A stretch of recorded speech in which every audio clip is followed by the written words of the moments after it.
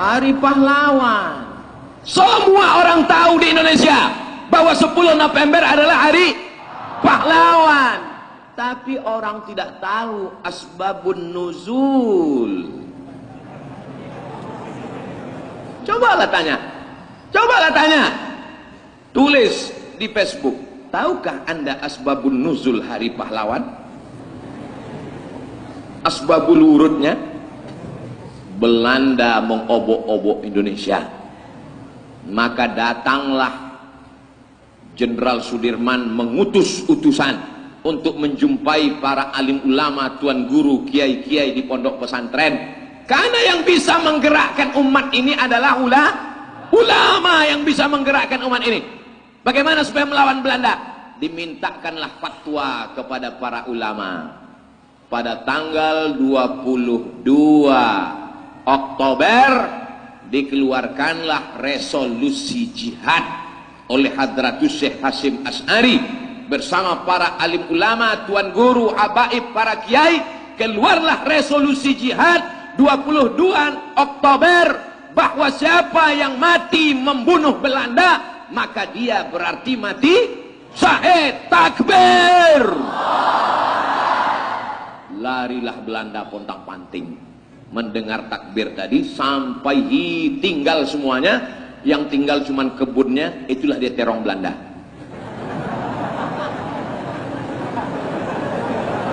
Karena teriakan umat Islam tadi menggelegar, iskariman aumut syahidan. Oh, berdarah-darahlah waktu itu, diusaplah darahnya pakai tisu. Pada tanggal berapa keluar resolusi jihad? 22 Oktober. 23, 24, 25, 26, 27, 28, 29, 30, 10 November, 10 tambah 8, 18 hari efek dari resolusi jihad, fatwa jihad dari ulama, meletuslah perang di Surabaya, pontang-pantinglah Belanda, barulah dikenal dengan 10 November. Siapa yang membangkitkan gejolak pahlawan itu kalau bukan ulama dan pesan? Jangan ajari pesantren tentang cinta NKRI, jangan ajari ulama tentang cinta NKRI, karena dalam satu hembusan nafasnya ketika dia berkata Allahu Akbar, maka dialah yang paling cinta kepada negara kesatuan Republik Indonesia. Kau belahlah dadaku, akan kau lihat merah putih di sana. Betul? Ragu. Begitu anak pesantren, bukan seperti yang di luar sana. Kau belahlah dadaku, akan kau lihat namaku di sana. Pret. Gombal, bohong. Anak pesantren yang jujur, kau belah dadaku, akan kau lihat merah putih di sana. Merah darahku, putih tulangku, NKRI akan kuperjuangkan. Takbir. Maka yang paling ditakuti penjajah setelah kita merdeka adalah pesantren. Jadi kalau ada orang benci pesantren, ada orang benci ulama, sesungguhnya mereka adalah kulitnya kulit kita, wajahnya wajah kita, hidungnya hidung kita, bahasanya bahasa kita, tapi otaknya otak Belanda. Ustadz marah atau gimana? Enggak, memang udah gitu gayanya. Saya pernah nyoba gimana jadi ustadz yang lemah lembut, gagal. Pernah saya coba. Adik-adik sekalian, marilah kita menjadi santri yang baik, sopan. Kalau sendal kita dicuri orang, senyum.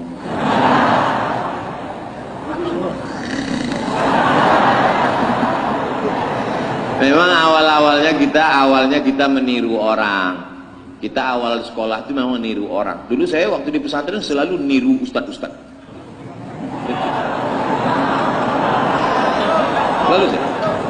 Selalu kawan saya selalu tuh minta, "Mat, gimana Ustaz anu? Man kadzaba alayya muta'ammidan falyatabawa maq'adahu minan nar." Mat, kalau Ustaz anu gimana? Awalnya kita meniru, tapi pada akhirnya kita akan menjadi diri kita sendiri. Oleh sebab itu, jadilah dirimu sendiri. Be yourself. Ustadz Somad harus menutup ceramah jam 4. Begitu pesan yang disampaikan. Saya ada waktu 10 menit. Tenang, judul kita belum habis. Maka di antara santri-santri ini nanti akan ada yang jadi bupati dan wali kota, gubernur. Akan ada yang jadi hakim, pengacara, lawyer, advokat, penguasa, orang kaya, entrepreneur. Maukah kalian mendampingi mereka?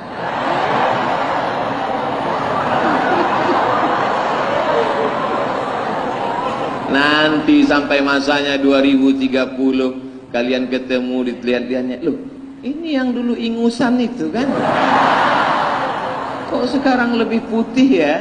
Ditanyanya, loh kamu dari pesantren Al-Falah Lil Banin? Iya. Dulu perasaan kami intip-intip dari atas hitam. Iya, aku sering minum jus bengkoang.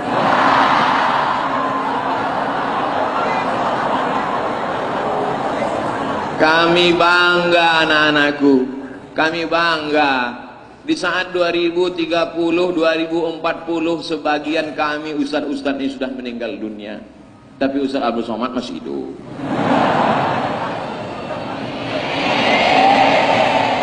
Kami bangga, kenapa? Karena kalian selamat dari pacaran. Ini sekarang yang di luar sana, keluar dari sekolah jam 12, bonceng sana, bonceng sini, playboy cap tupai. Cap tupai. Dulu playboy cap kelinci. Habis itu dimakannya wartel. Sekarang cap tupai, lompat pohon ini, lubang kelapa ini, lompat pohon ini. Habis ini, lompat pohon ini, hinggap di pohon ganja, mabuk, jatuh, mati. Tapi anak-anak pesantren, 7 tahun kalian di sini, setelah 7 tahun kalian lanjutkan pendidikan S1, S2, S3, setelah itu kalian kembali, lalu kemudian kalian akan dipertemukan lagi dengan lil banat. Gak mau kata dia. Nah, maksud saya sekarang kalian gak usah pikir macam-macam. Yang penting berprestasi dan siap jaga NK. Bayangkan kalau 20 tahun akan datang, yang memimpin negeri ini adalah bukan taman pesantren, yang sekarang sakau, yang sekarang mabuk, yang sekarang makan pil anjing gila. Pagi nyanyi, sore nyanyi, malam main motor, ini pacaran, mabuk, sakau, makan pil anjing gila. Habis itu duit banyak, jadi anggota dewan, lama-lama jadi ketua. Habis itu sidang paripurna, anggaran dana kita. Hancurlah dunia ini. Oleh sebab itu kalau mau menyelamatkan NKRI, masukkan anak ke pesantren. Insya Allah satu di antara kalian ini, bukan satu di antara, semuanya akan berhasil insya Allah. Amin. Prestasi pesantren sudah, menjaga NKRI sudah, memperkuat ukhuwah Islamiyah.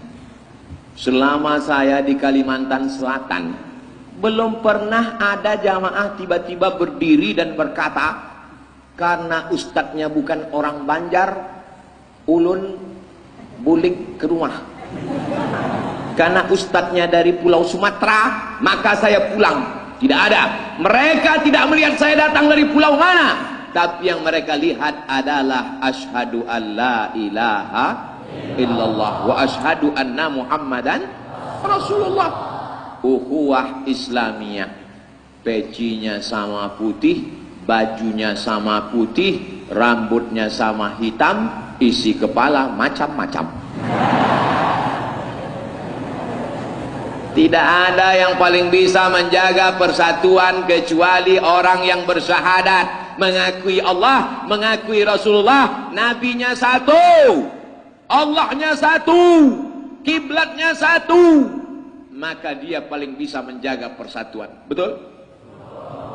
Oleh sebab itu, kalaupun ada khilafiyah sedikit, santrinya pakai baju putih, ustadznya pakai saksirangan, santrinya pakai peci putih, Ustadznya pakai peci hitam, nggak ada yang komplain tadi. Nggak ada tiba-tiba santri berdiri satu, kami hanya mau mendengar mereka yang bajunya sama dengan baju kami. Kami hanya mau mendengar kalau dia pakai sarung, pakai celana panjang, out. Nggak ada. Karena mereka melihat titik persamaan, sama-sama menutup aurat. Asal sudah menutup aurat, oke. Misalnya saya datang kemari pakai celana jeans, pakai baju kaos, pakai jaket kulit, pakai helm, dia naik ke atas, hai guys, boleh apa enggak? Ada ayat yang melarang. Ini ayatnya jelas melarang pakai celana jin, Pak Ustaz. Mana ayatnya? Ini minal jinnati wan nas.